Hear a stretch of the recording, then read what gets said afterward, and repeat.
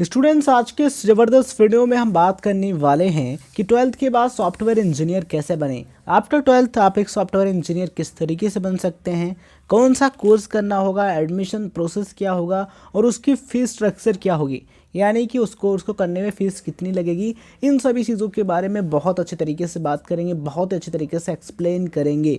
तो अगर आप जानना चाहते हैं तो वीडियो को लास्ट तक और ध्यान से देखते रहिए। तो मेरा नाम है प्रदीप मौर्य, आप देख रहे हैं हमारा YouTube channel right info club, जहां पर आपको मिलती है राइट इन्फॉर्मेशन, राइट गाइडेंस।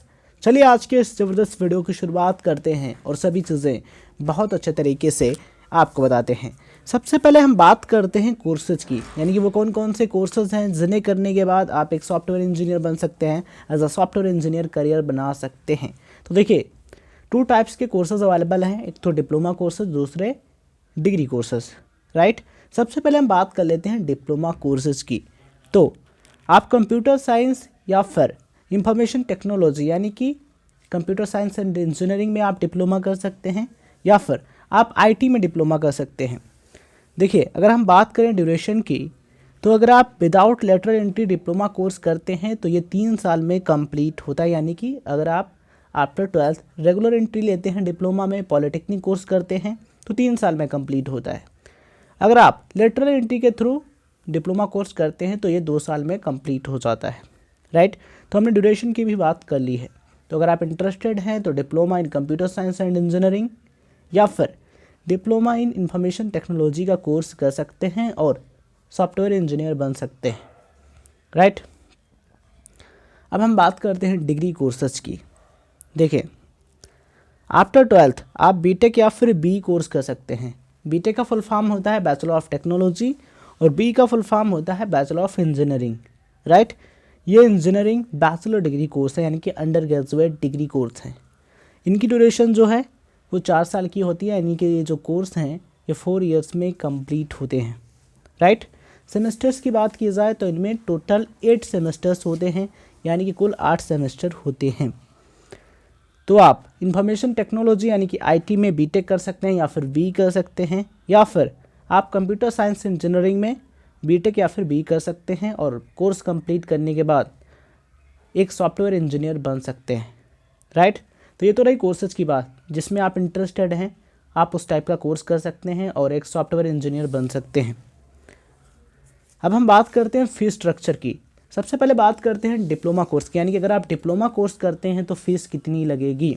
देखिए, डिप्लोमा कोर्स जो आप करेंगे ये पॉलिटेक्निक इंस्टीट्यूट से होता है, यानी कि पॉलिटेक्निक कॉलेजेस से आप कर सकते हैं, राइट। अगर हम बात करें यूपी पॉलिटेक्निक की, यानी कि अगर आप यूपी पॉलिटेक्निक से डिप्लोमा इन कंप्यूटर साइंस या फिर डिप्लोमा इन इंफॉर्मेशन टेक्नोलॉजी का कोर्स करते हैं तो उसमें फ़ीस कितनी लगेगी। और आपको बता दें, ये जो फीस का स्ट्रक्चर है ये स्पेशली यूपी के लिए है, और जो अदर स्टेट पॉलिटेक्निक कॉलेजेस हैं उनमें जो फीस है लगभग बराबर ही होती है। कुछ चेंजेस आपको देखने को मिल सकते हैं, राइट, बट मैक्सिमम देखा जाए तो इक्वल ही रहती है, राइट। तो ये जो फीस स्ट्रक्चर है यूपी के लिए है, ध्यान से देखिए। अगर हम बात करते हैं गवर्नमेंट पॉलिटेक्निक कॉलेजेस की, तो इनमें 12,670 रुपये पर ईयर की फ़ीस लगती है, राइट। अगर आप गवर्नमेंट पॉलिटेक्निक के अलावा एडेड पॉलिटेक्निक कॉलेजेस से डिप्लोमा कोर्स करते हैं तो इनमें जो फीस है ये 19,000 रुपये प्रतिवर्ष यानी कि पर ईयर की लगती है, 19,000 रुपीज़ पर ईयर। अगर आप प्राइवेट पॉलिटेक्निक कॉलेजेस से डिप्लोमा कोर्स करते हैं तो 30,150 रुपये पर ईयर की फ़ीस लगती है, यानी 30,150 रुपीज़, ठीक है। तो ये जो फीस स्ट्रक्चर है स्पेशली यूपी के लिए है, और अदर स्टेट की बात करें तो उसमें कुछ चेंजेस आपको देखने को मिल सकते हैं, बट मैक्सिमम देखा जाए तो बराबर ही रहता है। तो ये तो रही डिप्लोमा की बात। अब हम बात करते हैं आईआईटीज़ की। अगर आप आईआईटी से बीटेक करते हैं या फिर बी करते हैं तो उसमें फ़ीस कितनी लगेंगी।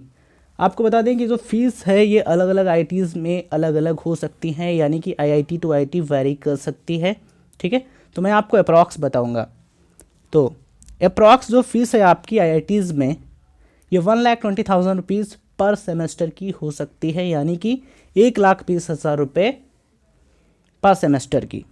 बीटेक में कितने सेमेस्टर होते हैं, टोटल 8 सेमेस्टर होते हैं, ठीक है।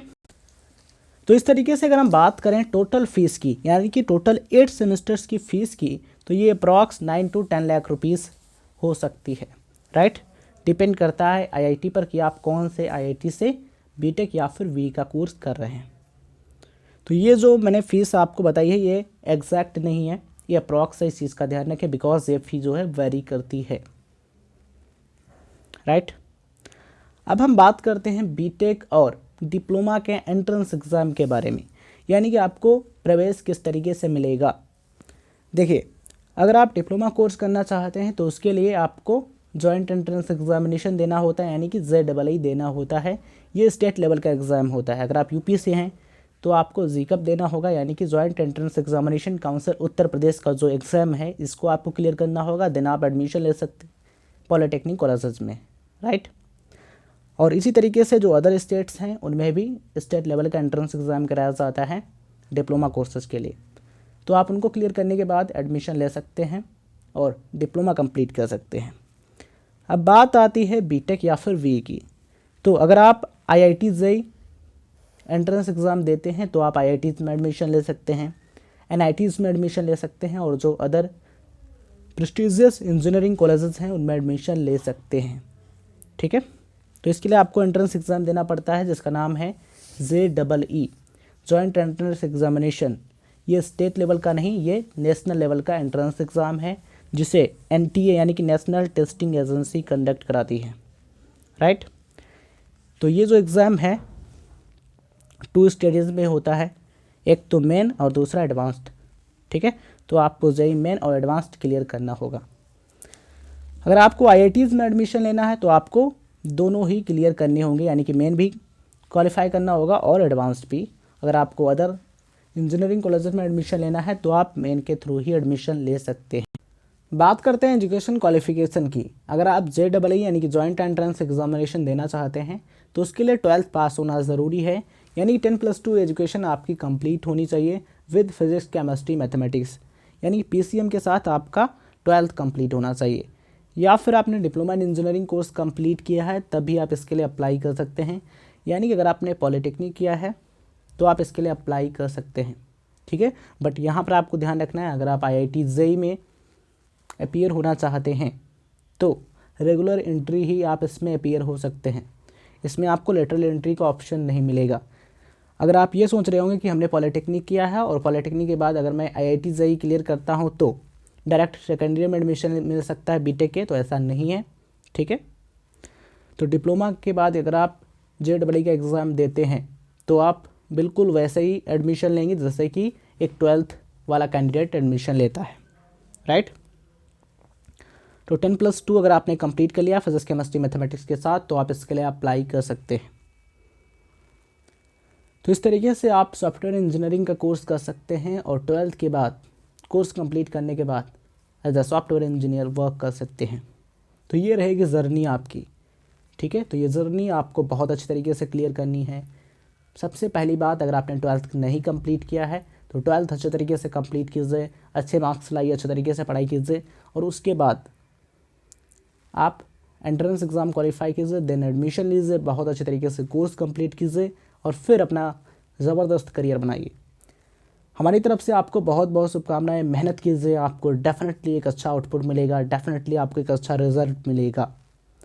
इस वीडियो को देखने के लिए गाइस आप सभी का बहुत बहुत धन्यवाद और ऐसे ही मोस्ट इंपॉर्टेंट वीडियोस देखने के लिए सब्सक्राइब ज़रूर कर लीजिएगा।